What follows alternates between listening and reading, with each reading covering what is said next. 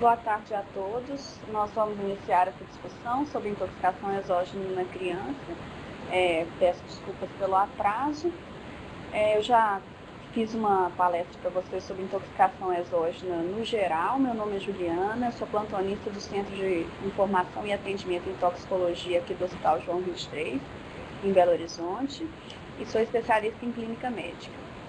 Hoje nós vamos falar sobre intoxicação exógena especificamente na criança. Então, o nosso objetivo hoje é capacitar o médico generalista e o pediatra para a identificação e abordagem das principais intoxicações na criança.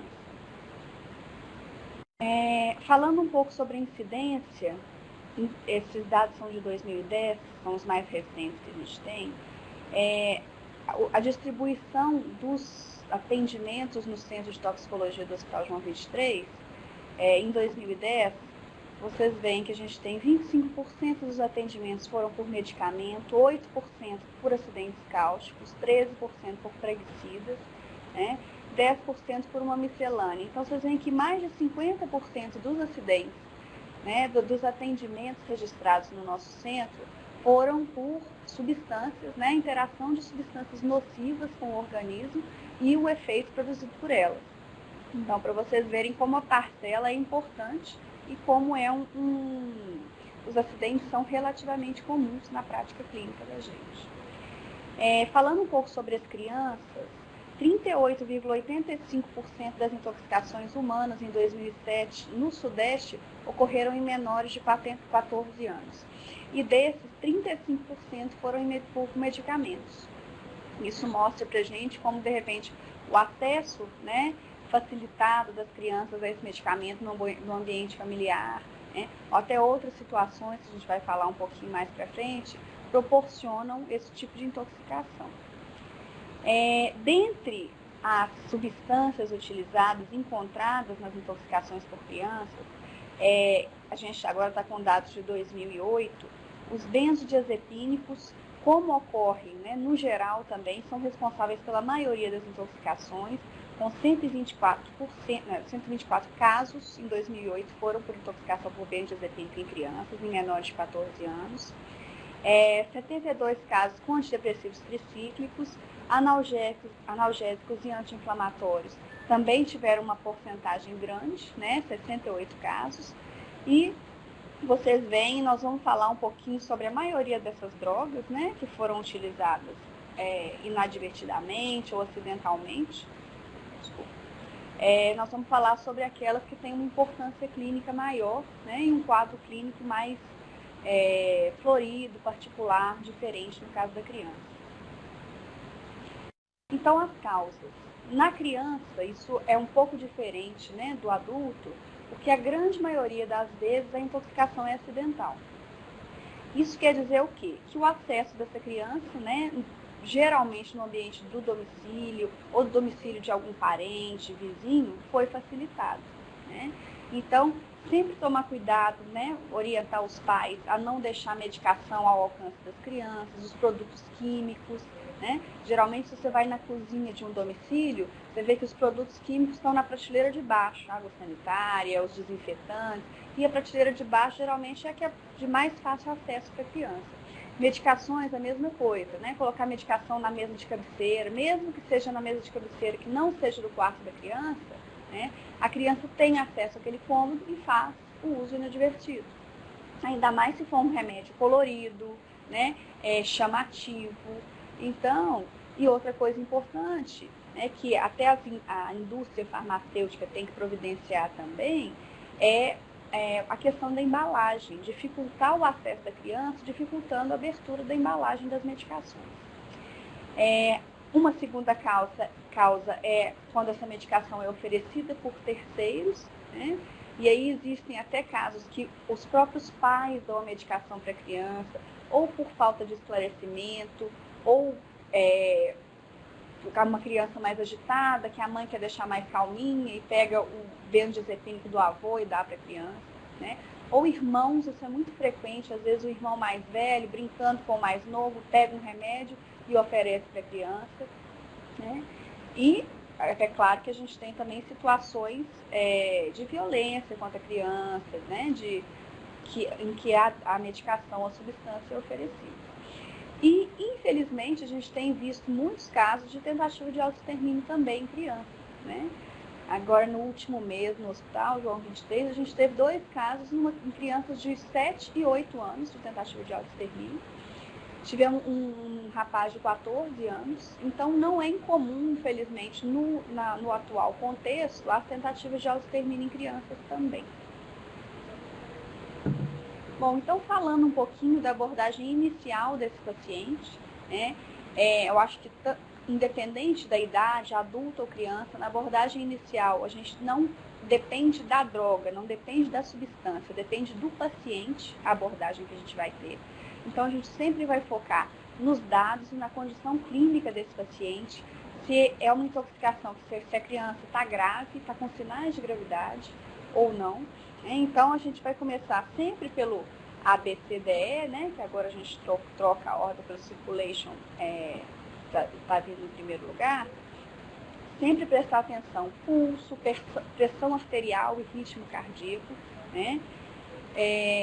Do ponto de vista de vias aéreas, obstrução de via aérea, criança, aparelho ortodôntico, né? Trauma, queda de base de língua, secreções, presença de secreção em cavidade oral, restos alimentares, tirar essa secreção. Então, é uma coisa que eu sempre foco, que eu falei muito na intoxicação nos adultos, num atendimento inicial, não importa o que a pessoa tomou, importa como é que a pessoa está. Então, eu vou estabilizar paciente, né? Vou colher todos os dados para depois eu pensar do ponto de vista específico da intoxicação. Ainda do ponto de vista respiratório, como é que estão os movimentos respiratórios, a saturação, se eu tenho alterações na ausculta que me indicam, por exemplo, que essa criança aspirou, está com roncos, né? Por exemplo, ela tem um esforço de via aérea alta, um estridor laríngeo, um risco de edema de glote, então isso é muito importante. Do ponto de vista do sistema nervoso central, como é que está o Glasgow dessa criança, né? A gente que faz o atendimento pelo telefone na toxicologia, é muito importante a gente ter uma visão. Às vezes o médico liga do interior para a gente e fala, eu estou com uma criança aqui que tomou 15 comprimidos de AS e eu quero saber o que eu faço. E você pergunta, mas como é que a criança está? E o médico nem colheu os dados ainda, ele quer passar o caso, mas não sabe como é que o paciente está, né? E nesse ponto de vista, o Glasgow é muito importante. Se o paciente tomou alguma droga que rebaixa o sistema nervoso central, é a partir do nível de consciência do paciente que eu vou conseguir inferir também a gravidade da intoxicação, né? E na toxicologia, a questão da exposição é muito importante, porque a gente, às vezes, a presença do tóxico na roupa, na pele, nas mucosas do paciente, faz com que a intoxicação permaneça ou se agrave. Então, sempre quando eu tenho evidência, o cheiro está forte, eu estou vendo a secreção ou vendo a substância, eu tenho que remover roupa, às vezes dar até um banho na criança, limpar as mucosas. Então, essa ação de descontaminação, particularmente nos casos de intoxicação, é muito importante, né? Para determinar, inclusive, o prognóstico daquele paciente.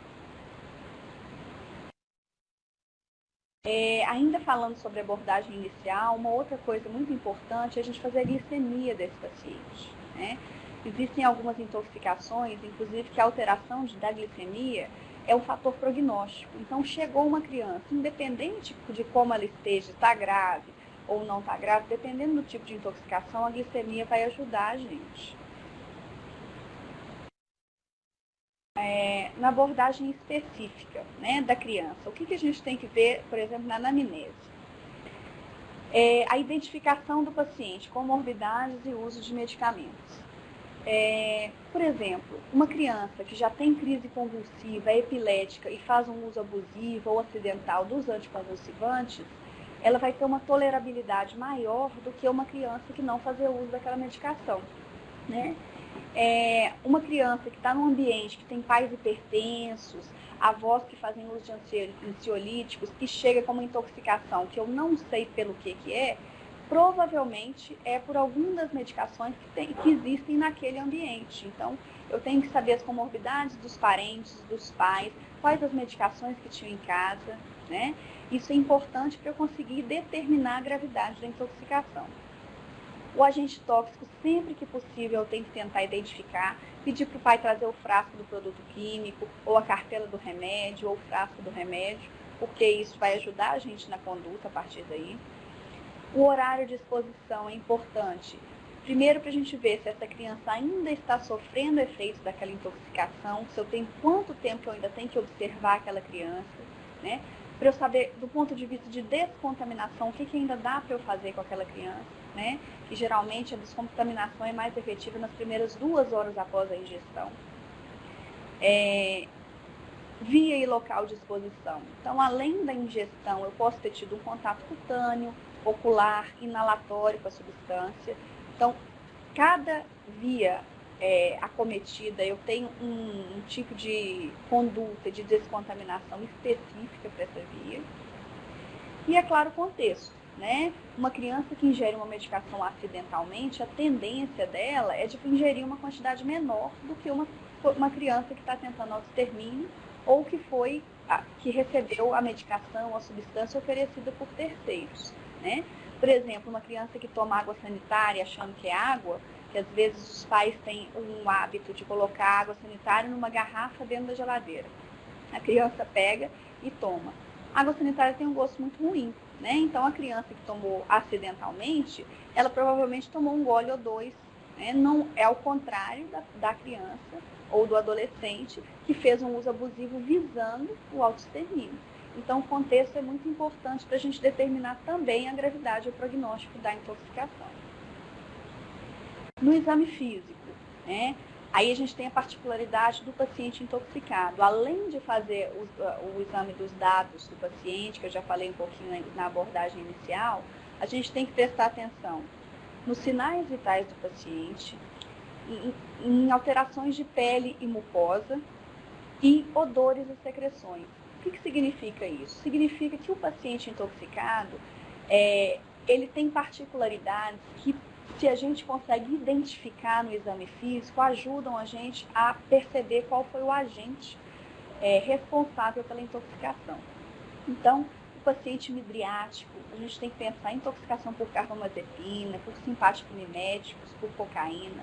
O paciente miótico, uso de benzodiazepínicos, de fenobarbital, né? O paciente que tem pele sudorética, sudorese profusa, diarreia, liberação de esfíncter, eu tenho que pensar no uso de carbamato. Então, essa questão dos odores e secreções e do estado de pele, mucosa, são importantes para eu conseguir identificar essa intoxicação e para eu ver o grau de acometimento também do paciente pela intoxicação, né? Então, sempre, por exemplo, existem alguns solventes, tem um cheiro muito forte, né? Eu consigo identificar se a criança se expôs ao solvente. O carbamato tem cheiro de alho, então a gente também consegue supor, né? A ingestão, a exposição à substância. Os pesticidas, os inseticidas piretroides, todos eles têm um cheiro forte, então sempre tentar identificar. Questão do uso de álcool, né, que pode ter acontecido no caso de um adolescente, ou ter sido oferecido por terceiros também. Então, sinais de embriaguez ou cheiro de hálito etílico também ajudam a gente a identificar. Inclusive, a associação de álcool com algumas medicações pode aumentar, né, o poder de rebaixamento do sistema nervoso central dessas medicações. Então, sempre prestar atenção nessas particularidades no exame físico.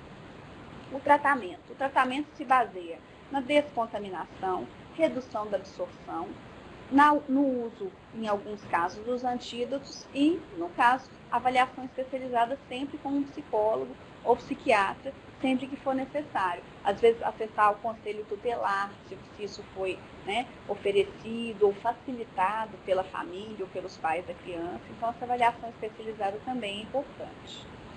Do ponto de vista de descontaminação, eu posso ter uma exposição inalatória, uma exposição ocular cutâneo mucosa ou digestivo, né?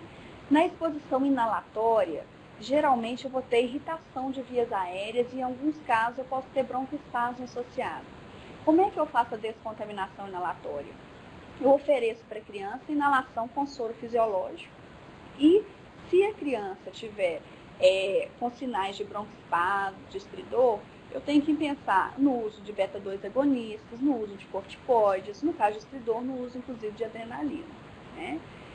No caso da contaminação ocular, lavar abundantemente, né, os olhos da criança, de preferência da região medial para a região lateral do olho, com o soro ou água de torneira em quantidade abundante e depois encaminhar essa criança para avaliação do oftalmologista.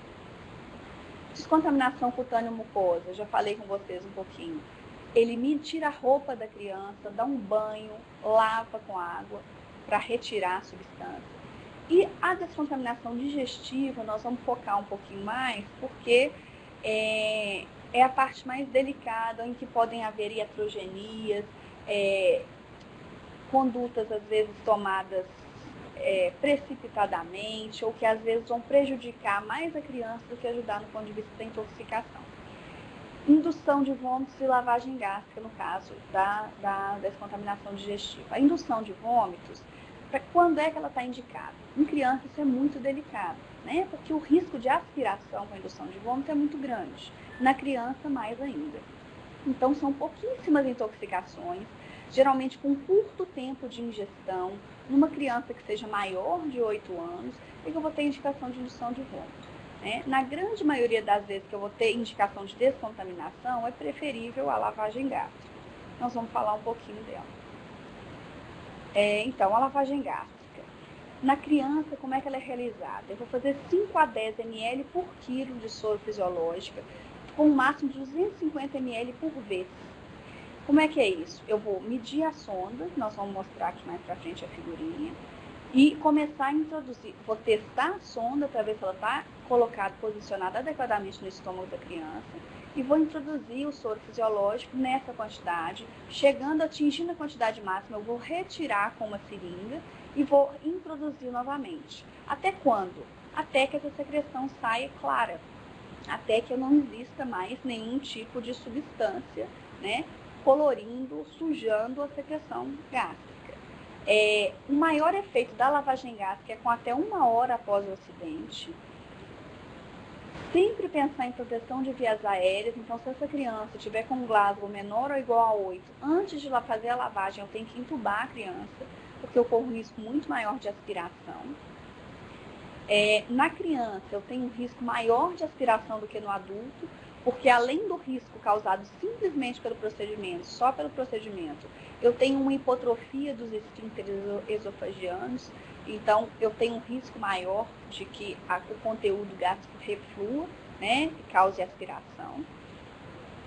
E além a lavagem gástrica, eu tenho muito mais contraindicações do que indicações. Depois eu vou falar um pouco sobre cada substância, mas na hora de lavar eu tenho que pesar muito o custo-benefício daquele procedimento. O que contraindica a lavagem gástrica? Se o paciente fez ingestão de corrosivos, ácidos e bases fortes, se o paciente tem alterações de esôfago e estômago, tais como varizes, úlceras, lesões de mucosa, cirurgia recente do trato gastrointestinal. No caso dos corrosivos e hidrocarbonetos, a grande maioria só tem sintomas locais, irritação de mucosa, hiperemia. As substâncias que têm só alteração local, eu não vou fazer lavagem de maneira nenhuma, é contraindicada. Eu só vou fazer nesses casos se essa substância tiver um efeito sistêmico.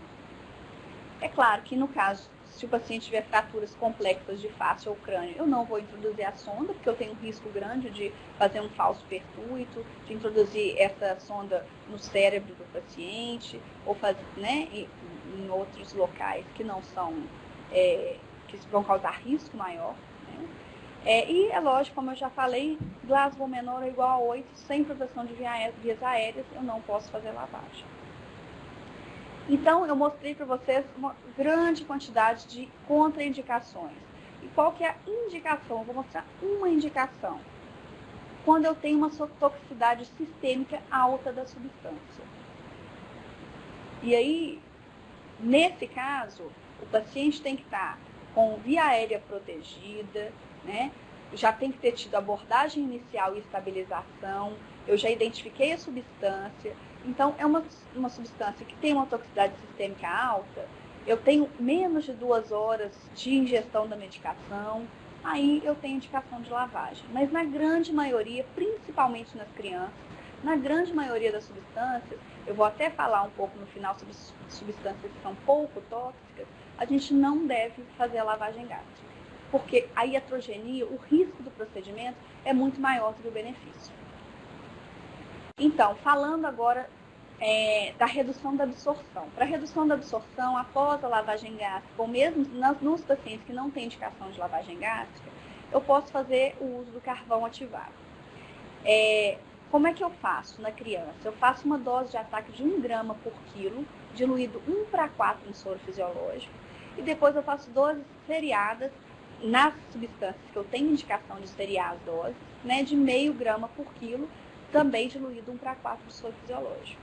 Né? Eu vou falar sobre algumas medicações que a gente tem indicação de carvão, então eu não vou me ater muito a esse tema agora, não. Contraindicações ao uso do carvão. Substâncias pouco adsorvidas, por exemplo, os metais, lítio, ferro, cobre, são substâncias que eu não tenho adsorção, não tenho ação do carvão sobre elas, então não adianta eu fazer o carvão ativado.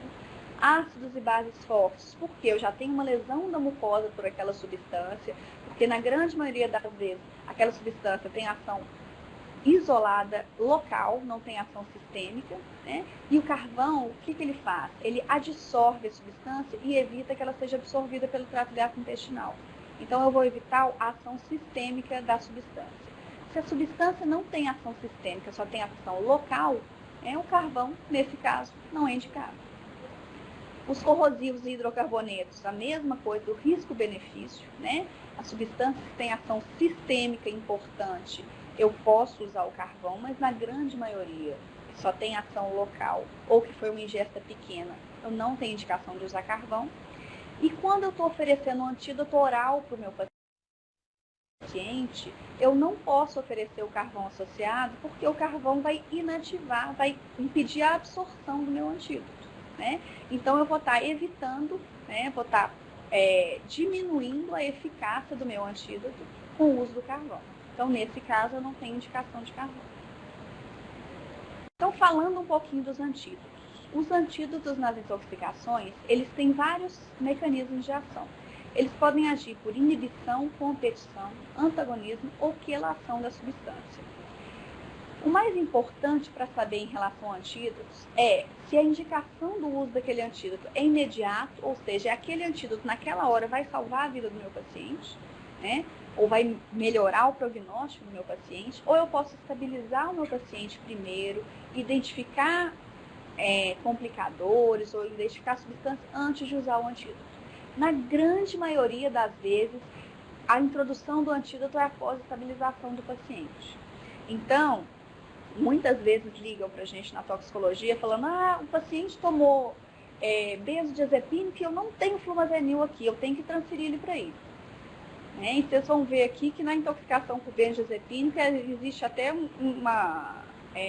muito contraditório o uso de flumazenil, de antídoto. Então, na grande maioria das intoxicações, o antídoto vai vir numa hora,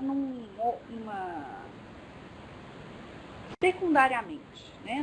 Depois que você estabiliza o paciente, é que você vai pensar no antídoto. É claro que existem intoxicações que o uso do imediato do antídoto é fator determinante para o prognóstico do doente. Por exemplo, nas intoxicações por organofosforados, né, e carbamatos.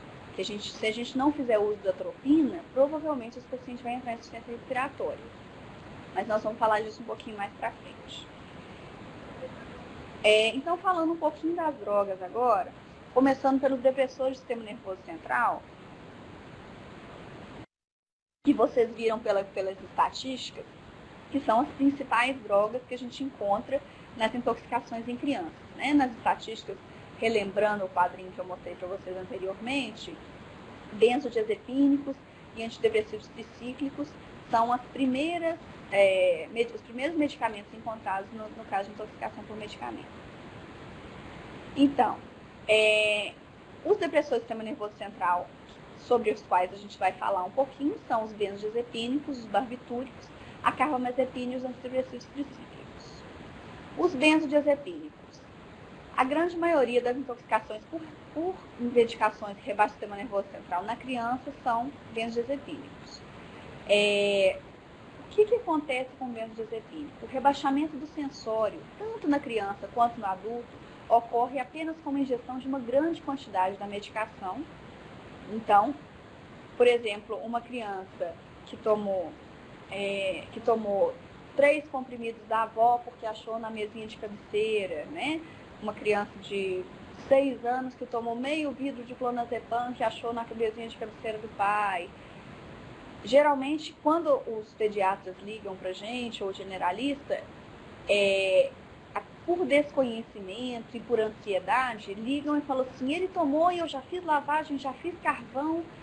E na grande maioria das vezes, a criança, o único sintoma que ela vai ter é sonolência, ataxia, fala arrastada.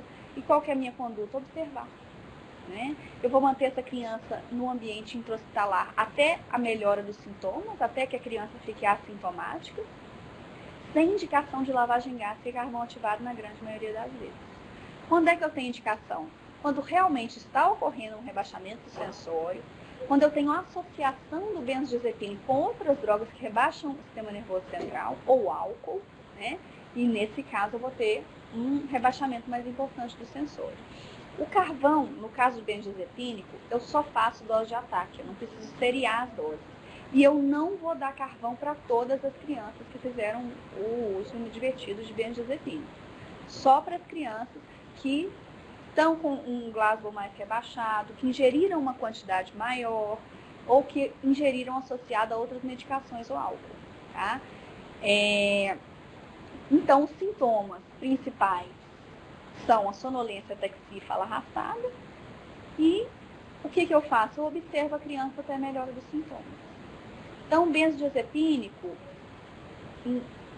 a parte de estabilização, de coleta dos dados, né? Eu posso fazer tranquilamente, porque o atraso no tratamento, na grande maioria das vezes, não vai, o atraso, né, na administração do carvão, na identificação da substância, não vai piorar o prognóstico do meu paciente. Né? Então, eu foco de novo na estabilização do paciente. Carbamazepina. A carbamazepina já é uma droga mais delicada.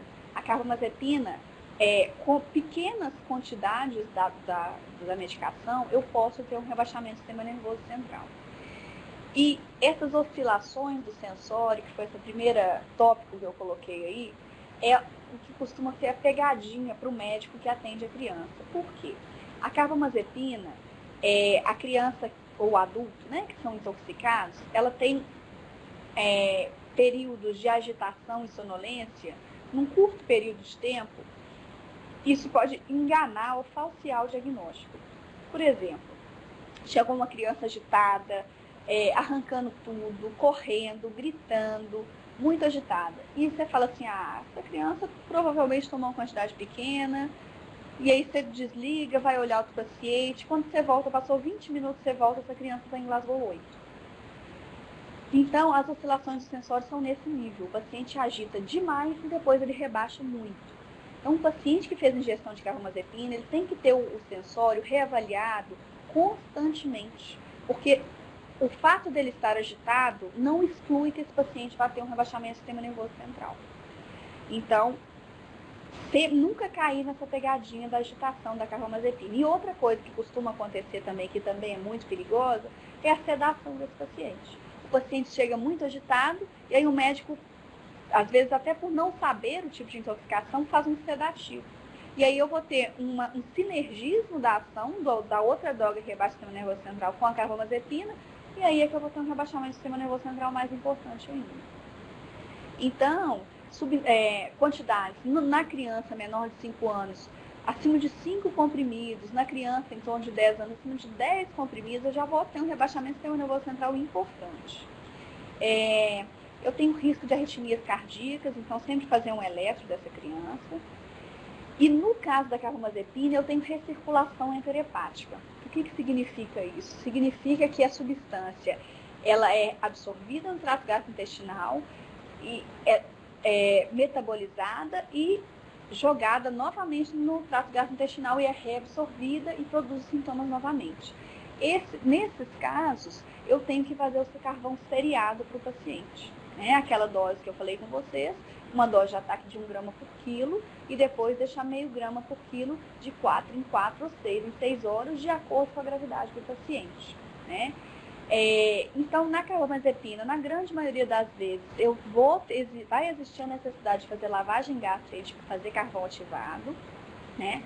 A lavagem gástrica é sempre mais efetiva nas 2 primeiras horas após a ingestão, mas no caso da carbamazepina, eu tenho um retardo no esvaziamento gástrico, então até com algumas horas a mais ainda está indicada fazer a lavagem gástrica. Então, vocês veem, voltando lá nas indicações de lavagem gástrica e carvão. Toxicidade sistêmica importante. A carbamazepina é uma droga que tem uma toxicidade sistêmica importante, então na qual está indicada a descontaminação e o uso do carvão. Fenobarbital. Então, o fenobarbital também eu posso ter um rebaixamento do sistema nervoso central com uma quantidade pequena, também é uma droga que tem uma toxicidade sistêmica importante, então tem que ficar atenta, né?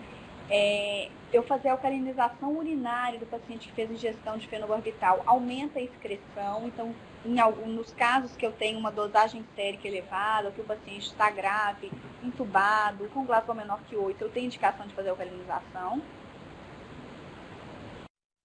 E o fenobarbital também tem recirculação enterohepática. Então, também tem indicação de fazer lavagem gástrica e carvão ativado. Tá? E os antidepressivos tricíclicos, agora saindo das drogas que rebaixam o sistema nervoso central, também, com uma quantidade pequena, eu posso ter um rebaixamento importante do sistema nervoso central. Né? Então, nesse caso, eu também tenho arritmias cardíacas. Por quê? Porque eu tenho um bloqueio dos canais de sódio do coração e com isso eu posso ter um alargamento do QRS. Se eu identificar alargamento do QRS, arritmias cardíacas, choque cardiogênico, eu tenho indicação de alcalinização sérica, alcalinização com bicarbonato de sódio para proteção do paciente contra essas arritmias. Eu tenho risco de hipotensão e choque, né? E o antidepressivo tricíclico também tem recirculação enterohepática e eu também tenho indicação de lavagem gástrica e carvão. Então, resumindo, as drogas que rebaixam o sistema nervoso central. Benzodiazepínico, que é a grande maioria, na maioria das vezes, eu não vou ter um rebaixamento importante, vou ter só sonolência e vou só observar a minha criança até ela ficar sintomática. Né? E fenobarbital, carbamazepina e antidepressivo tricíclico, eu tenho que ficar muito atento ao nível de consciência desse paciente, intubar se for necessário, estabilizar o meu paciente. E se eu tiver indicação pelo tempo de ingestão, está indicada a lavagem gástrica e carvão ativado seriado para esses pacientes. Mudando um pouquinho agora para os analgésicos, nós vamos falar um pouquinho do paracetamol. Né? O paracetamol, o grande problema dele é o acesso, né? Grande parte da população tem ou paracetamol ou dipirona em casa, né? E a maioria da população acha que o paracetamol é uma droga que não oferece riscos, né? A gente já teve casos, inclusive, de crianças que foram intoxicadas pelo paracetamol porque a mãe deu várias vezes, ou então a mãe deu, a avó deu e o tio deu, na mesma, assim, com intervalos pequenos, porque a criança estava com febre. Então, o acesso ao paracetamol é facilitado e o desconhecimento sobre a gravidade da intoxicação também facilita a intoxicação. O paracetamol é rapidamente absorvido no trato gastrointestinal, principalmente quando é o líquido, né, que é o mais utilizado pelas crianças. E cerca de 60 minutos após a ingestão, essa substância já foi absorvida e no máximo 4 horas no caso de injeções maciças. A dose tóxica do paracetamol é de acima de 7,5 gramas para adultos e acima de 140 miligramas por quilo de peso para as crianças. E quais são as manifestações do paracetamol? Eu divido as manifestações em 4 fases.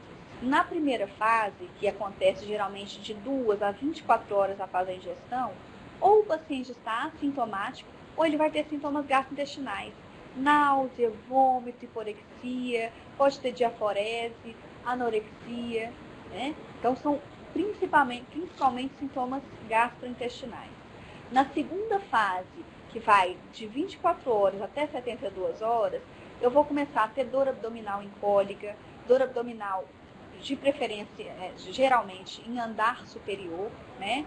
Alteração das transaminases, alteração da bilirrubina, alteração de função hepática, diminuição de atividade de protrombina, e eu já começo a ter um grau de deteriorização renal. Na terceira fase, né, de 72 a 96 horas, esses sintomas gastrointestinais reaparecem de náusea e de vômito, e eu já tenho necrose hepática com alterações laboratoriais importantes, né? E nos pacientes que tomaram uma dose grande, né, de paracetamol, pode ocorrer inclusive insuficiência hepática fulminante, né, e óbito. E na quarta fase, das 96 horas até o 10º dia após a intoxicação, se o paciente ainda tem hepatócitos patentes, eu vou ter uma recuperação clínica e laboratorial desse paciente. A descontaminação gástrica, o ideal é que ela seja feita até 2 horas após a ingestão de grandes doses, como eu já falei lá atrás. Se o paciente tomou uma dose pequena ou líquida, a absorção em 60 minutos é praticamente total, então não vai ter efeito essa descontaminação gástrica. E o carvão ativado está indicado uma dose de ataque até 6 horas após a ingestão. O antídoto para o paracetamol é a N-acetilcisteína. Eu posso começar esse antídoto nas primeiras 8 horas após a ingestão. Então, mais uma vez eu vou estabilizar o meu paciente primeiro, fazer as medidas de descontaminação e depois eu vou pensar no antídoto, né? Se eu tiver até 8 horas de ingestão. Como é que a N-acetilcisteína age? Ela se liga ao metabólito tóxico, né, do paracetamol e aumenta a síntese de glutatión. Dessa maneira, ela faz com que o metabólito tóxico diminui a produção do metabólito tóxico do paracetamol. A eficácia maior se ele é iniciado entre 8 e 16 horas da ingestão. E como é que a gente faz a N-acetilcisteína? A N-acetilcisteína é o fluimucil, né? Aquele pozinho laranja, que geralmente é usado como expectorante e que tem na grande maioria dos ambientes hospitalares. A gente faz uma dose de ataque de 140 miligramas por quilo, diluído em água, tá?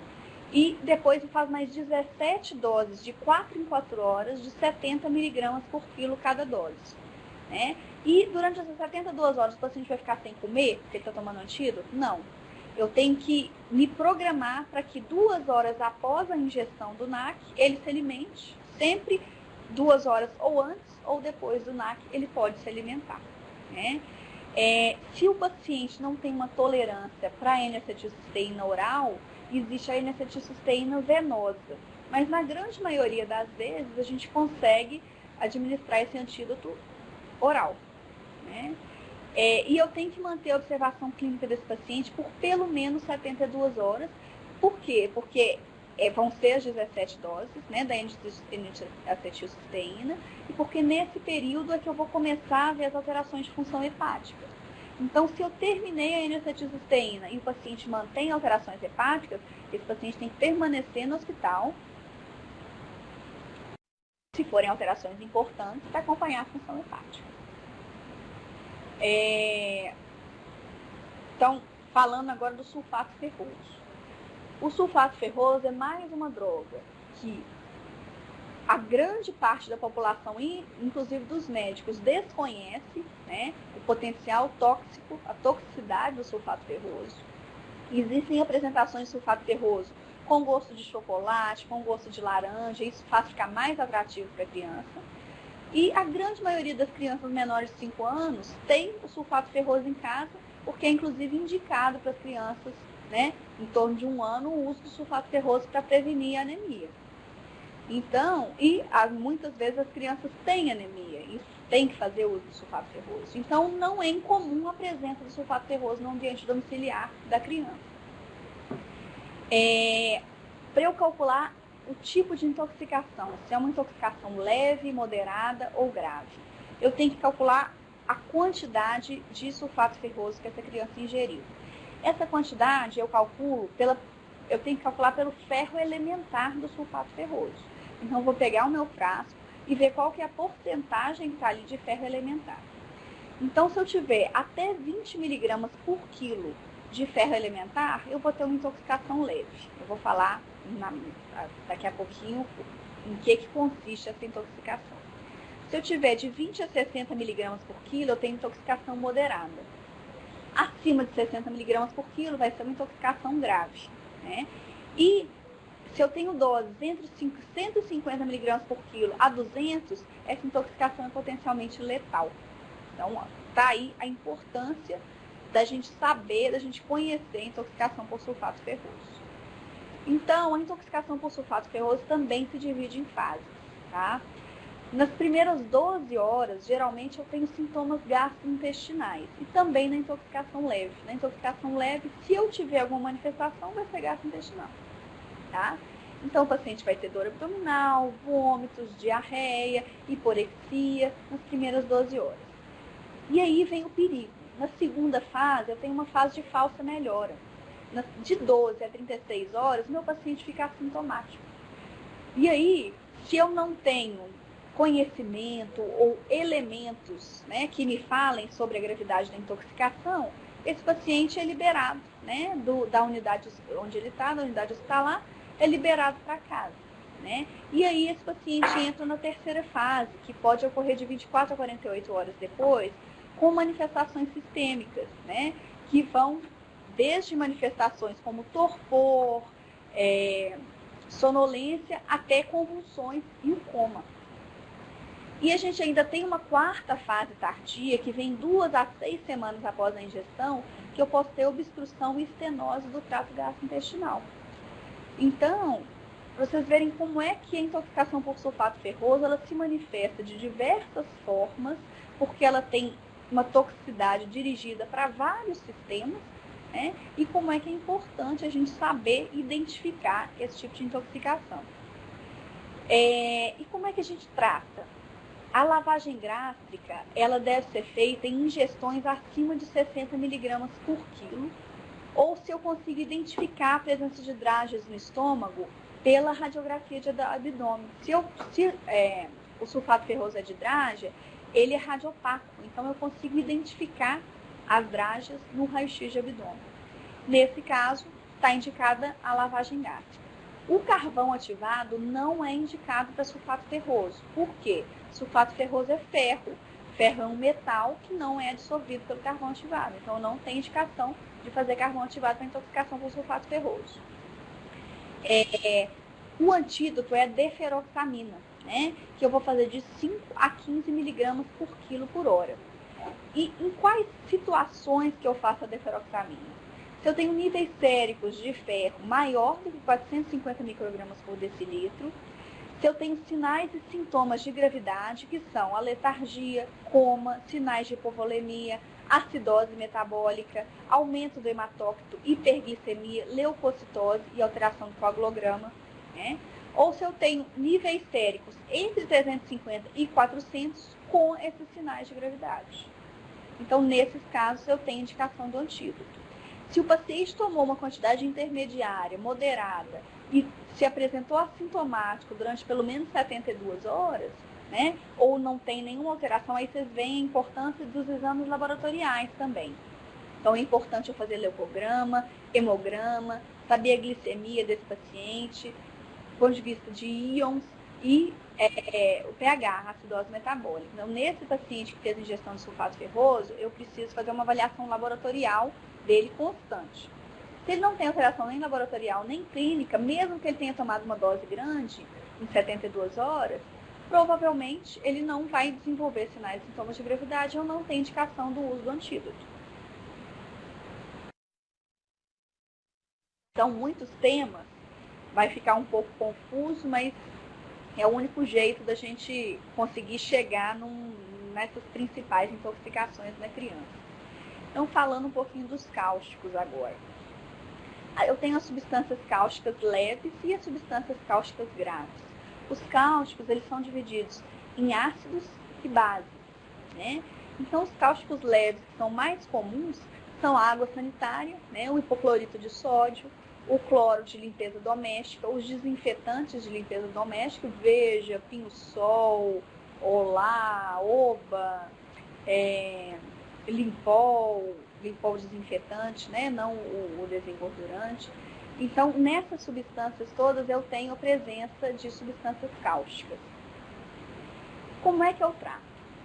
Primeira coisa, contraindicada a lavagem gástrica carvão ativado, né? Porque eu tenho lesão de mucosa. Se eu fizer lavagem gástrica, eu vou aumentar essa lesão. Se eu fizer carvão ativado, também, além do que a toxicidade é local, não é sistêmica. Então, não tem indicação de carvão. O cáustico leve, na grande maioria das vezes, vai dar uma irritação leve de mucosa, né? O que eu faço? Eu suspendo a dieta dessa criança, desse adolescente, por 6 horas. Nesse período, se tiver queixa de dor abdominal, de vômito, eu posso fazer um sintomático com um protetor de mucosa gástrica, né? E após essas 6 horas, eu progrido a dieta, dou um líquido, espero meia hora, dou um pastoso, espero, dou um sólido. Se a criança tolerou bem, eu posso liberar essa criança para casa tranquila. Se ela não tolerou, se ela não quis, se ela se recusou a comer, se ela vomitou, se ela sentiu dor, eu vou ter que voltar a suspender essa dieta e programar a endoscopia para avaliar essa criança 12 a 24 horas após a injeção. Só uma curiosidade, né? A Coca-Cola, o pH da Coca-Cola varia de 2,8 a 4,2. Então, ela é considerada também um cáustico leve, né? Isso, eu coloquei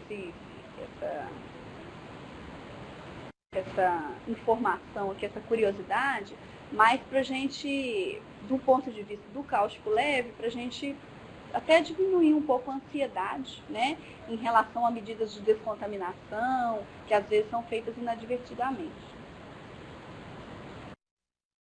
Uma outra coisa importante, tanto no cáustico leve quanto no cáustico grave, o cáustico, por irritação de mucosa, eu posso ter obstrução de via aérea alta, eu posso ter um edema de epiglote, com isso meu paciente começar a fazer estridor laríngeo, esforço, né? Independente de ser um cáustico leve ou grave, simplesmente pela irritação e o edema da epiglote. Então, sempre que esse paciente chega, eu tenho que prestar atenção do ponto de vista respiratório, se ele tem alguma evidência, né, de edema de glote, de obstrução de via aérea alta. Se existir alguma evidência, eu tenho que pensar em intubação precoce desse paciente, né, e internação em CTI. Então, isso independe de ser um cáustico grave ou leve. Então, falando um pouco dos cáusticos graves, né? Os cáusticos graves, eu tenho a soda cáustica, ácido sulfúrico, que é o ácido que fica geralmente água de bateria, ácido muriático, ácido clorídrico, amônia, que a gente encontra em limpa alumínio, em tintas para cabelos, que geralmente é o que a gente vê mais no acidente de criança. Criança a gente vê mais dos cáusticos graves, acidente com soda cáustica e com amônia. A soda cáustica por quê? Às vezes a mãe ou a avó ou algum vizinho, familiar faz sabão em casa, né? Então usa aqueles tachos grandes, coloca a soda cáustica e a gordura e começa a mexer e aquilo dentro do tacho fica com uma coloração de doce de leite. A criança vem, passa o dedinho ali, coloca na boca e tem um acidente cáustico grave, né? E a amônia, substâncias limpa alumínio, tinta para cabelo, que às vezes a criança tem acesso dentro de casa, não sabe o que é, toma e causa lesão, né? Nos cáusticos graves, como é que deve ser o meu tratamento? Eu suspendo a dieta também e programo a endoscopia 12 a 24 horas após a ingestão. Se antes disso a criança tiver alguma evidência de instabilidade hemodinâmica, de perfuração ou hematêmese, essa criança tem que ser avaliada a indicação de bloco cirúrgico ou de endoscopia precoce, né? Então, dessas 12 a 24 horas, eu vou observar, deixar a dieta suspensa, fazer os sintomáticos, né? E se tiver alguma evidência de gravidade, eu vou adiantar os meus procedimentos. Se não, eu vou fazer endoscopia, 12 a 24 horas depois, e após a endoscopia que eu vou definir a conduta, visualizando as lesões, para ver se eu vou ter que fazer esofagectomia, esofagastrectomia, passar sonda nasentérica, ou simplesmente se eu posso progredir a dieta dessa criança. Naftalina. A naftalina é muito atraente para a criança, né? Parece uma balinha branquinha, redondinha, parece aquelas balas que são vendidas, né, comumente aí no comércio. Então, não é incomum haver intoxicação por naftalina. E a naftalina, por mais que ela tenha essa aparência inofensiva, ela pode levar a uma intoxicação grave, com hemólise, insuficiência hepática e renal, que nós vamos falar um pouquinho. Mas as bolinhas de naftalina, elas podem ter o naftaleno ou paradiclorobenzeno. São as duas substâncias utilizadas e classificadas no comércio como naftalina. Se você vai pegar a embalagem, todas as embalagens estão escritas naftalina. Mas eu posso ter o paradiclorobenzeno ou o naftaleno. O paradiclorobenzeno, a toxicidade dele é gastrointestinal. Ele vai dar vômito, dor abdominal e só. Então, uma toxicidade muito baixa. E a naftalina, o naftaleno, tem uma toxicidade muito alta. Então, sempre que eu tenho um acidente por ingestão de naftalina, eu tenho que tentar diferenciar se é naftaleno ou se é paradiclorobenzeno. E como é que eu faço essa diferenciação? Sempre peço para o familiar tentar trazer para mim a substância. E aí eu vou pegar um copo de água e vou saturar esse copo de água com sal. O que significa isso? Eu vou colocar sal até que eu levante o copo e veja todo branquinho, que eu veja sal em toda a extensão da água. Após saturar esse copo de água com sal, eu vou colocar as bolinhas lá dentro. E aí, colocando as bolinhas lá dentro, o que acontece? O paradiclorobenzeno afunda e o naftaleno boia. Então, se eu coloquei a bolinha e ela afundou, beleza, toxicidade baixa, eu estou tranquila, posso liberar minha criança após o sintomático. Se boiou, é naftaleno. E aí a gente já entra na intoxicação grave, né?